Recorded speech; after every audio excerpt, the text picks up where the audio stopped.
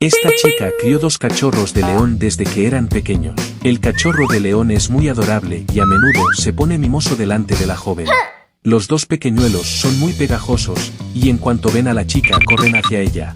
Incluso al crecer, siguen pidiendo que la joven los cargue en brazos, y no se molestan por más que los acaricien. Debido a razones laborales, la joven tuvo que separarse de ellos. Después de muchos años, cuando la joven regresó a verlos, los dos pequeñuelos la reconocieron al instante y se abrazaron a ella con emoción.